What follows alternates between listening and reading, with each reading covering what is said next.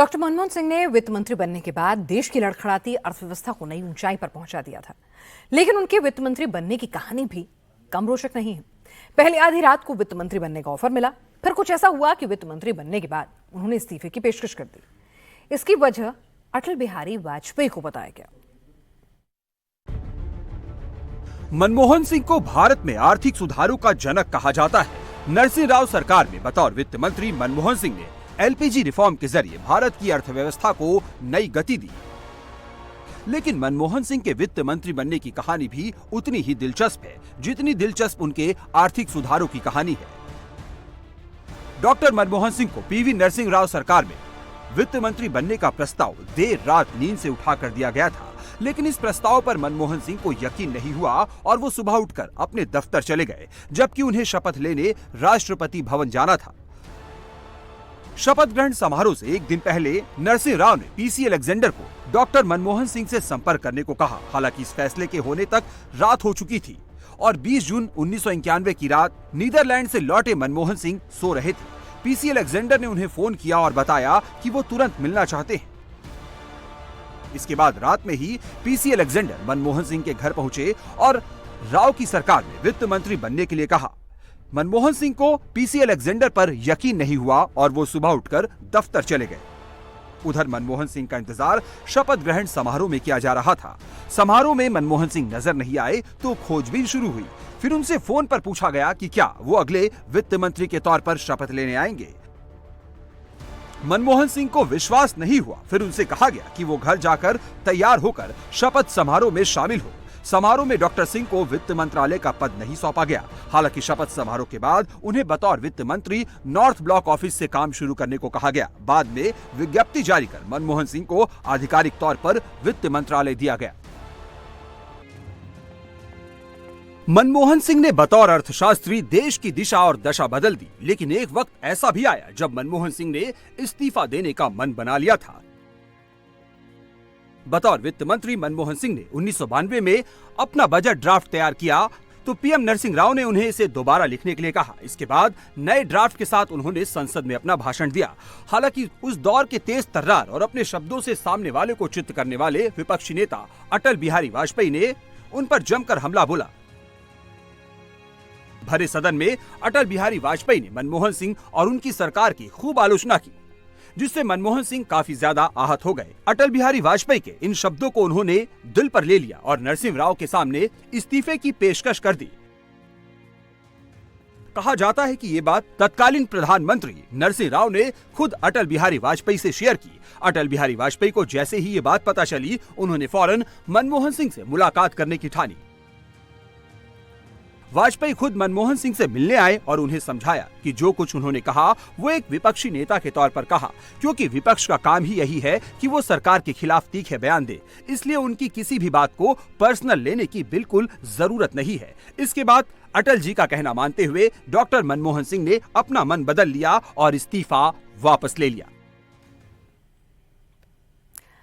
मनमोहन सिंह की जिंदगी में बहुत कुछ अचानक ही हुआ। जिस तरह वो वित्त मंत्री बने, प्रधानमंत्री बनना भी कुछ अचानक हुआ। लेकिन 10 साल के अपने कार्यकाल में उन्होंने ये साबित कर दिया कि देश को नई दिशा देने के लिए उनका विजन सबसे अलग है। जिस तरह मनमोहन सिंह अचानक वित्त मंत्री बने, उसी तरह उनका प्रधानमंत्री बनना भी 2004 में यूपीए गठबंधन सत्ता में आया। कहा जाता है कि सोनिया गांधी के नाम की चिट्ठी भी तैयार थी, लेकिन ऐन वक्त मनमोहन सिंह का नाम बतौर प्रधानमंत्री सामने आ गया। सोनिया गांधी के पीएम ना बनने का फैसला सुनते ही कांग्रेस के सांसदों में हलचल मच गई। मणिशंकर अय्यर ने लगभग चीखते हुए कहा कि लोगों की अंतरात्मा की आवाज कहती है कि सोनिया गांधी को ही पीएम बनना चाहिए। 2 घंटे तक चुने हुए सांसदों ने सोनिया गांधी को पीएम बनने के लिए राजी करने की कोशिश की। इस पूरे घटनाक्रम के दौरान मनमोहन सिंह सोनिया गांधी के आसपास ही थे। आखिरकार कांग्रेस संसदीय दल की बैठक में प्रधानमंत्री पद के लिए मनमोहन सिंह के नाम का ऐलान कर दिया गया।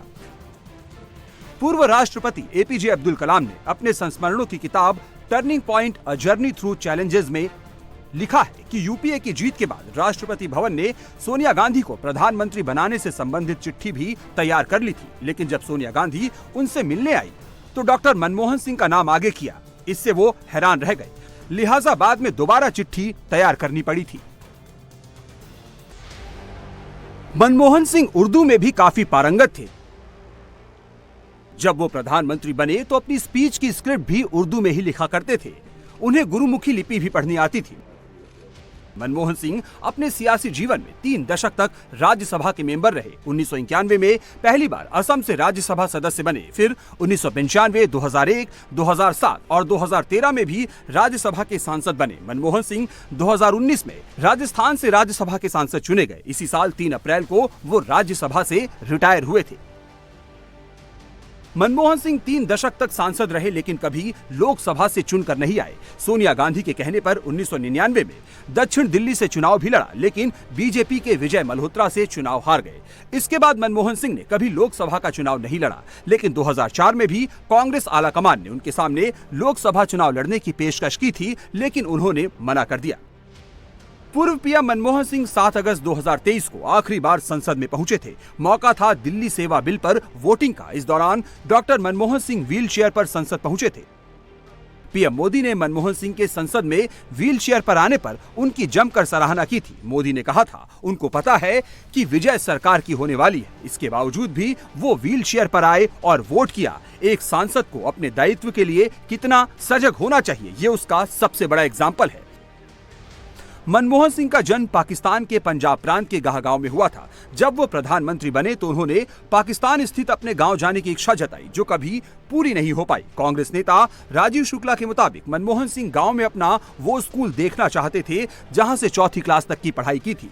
पीएम बनने के बाद मनमोहन सिंह ने पाकिस्तान के राष्ट्रपति परवेज मुशर्रफ से अपने गाँव को लेकर अपील की थी।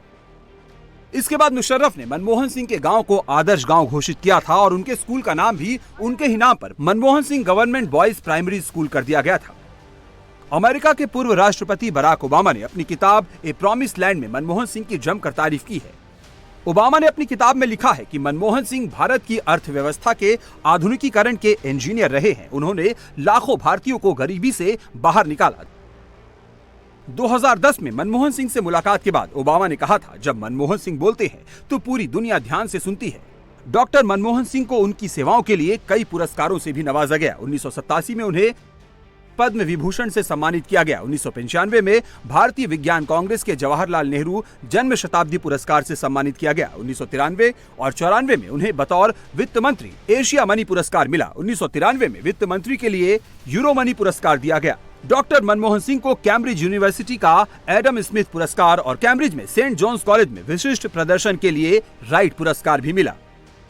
1971 में ललित नारायण मिश्र ने डॉक्टर मनमोहन सिंह को कॉमर्स मिनिस्ट्री में बतौर सलाहकार नियुक्त किया। एक बार मनमोहन सिंह की ललित नारायण मिश्र से अनबन हो गई। मनमोहन सिंह ने कहा कि वो दिल्ली स्कूल ऑफ इकोनॉमिक्स में प्रोफेसर की अपनी नौकरी पर वापस चले जाएंगे। तत्कालीन प्रधानमंत्री इंदिरा गांधी के सचिव पीएन हक्सर को इस विवाद की जानकारी मिली तो उन्होंने मनमोहन सिंह को वित्त मंत्रालय में आर्थिक सलाहकार का पद ऑफर किया। मंत्री से लड़ाई मनमोहन सिंह के लिए प्रमोशन का जरिया बन गई। उड़ाया हुआ था 3-4 हजार का टिकट। उसका कद आसमान जितना था, लेकिन वो सिर झुकाकर चलता था। पूर्व प्रधानमंत्री डॉक्टर मनमोहन सिंह सबको साथ लेकर चलने वाले नेता थे। पक्ष विपक्ष का कोई भी नेता हो, हर कोई मनमोहन सिंह का मुरीद था। आज पूर्व प्रधानमंत्री मनमोहन सिंह हमारे बीच नहीं है, लेकिन उनके अंतिम दर्शन करने वालों का तांता लगा हुआ है। पीएम नरेंद्र मोदी मनमोहन सिंह के आवास पर पहुंचे और उन्हें श्रद्धांजलि दी। वो अपनी सामान्य पृष्ठभूमि के मूल्यों को कभी भी नहीं भूले। दलगत राजनीति से ऊपर उठकर उन्होंने हमेशा हर दल के व्यक्ति से संपर्क रखा। राष्ट्रपति द्रौपदी मुर्मू ने भी डॉक्टर मनमोहन सिंह के घर पहुंचकर उनके अंतिम दर्शन किए। सोनिया गांधी, राहुल गांधी, प्रियंका गांधी भी मनमोहन सिंह के आवास पर मौजूद रही। गांधी परिवार ने भी अपने पूर्व प्रधानमंत्री को याद किया।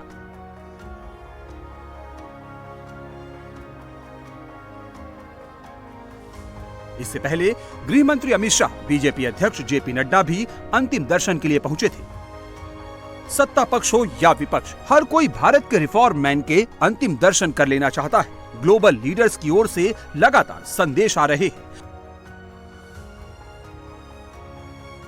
मनमोहन सिंह के पार्थिव शरीर का दर्शन करने लगातार नेता उनके घर पहुंच रहे हैं।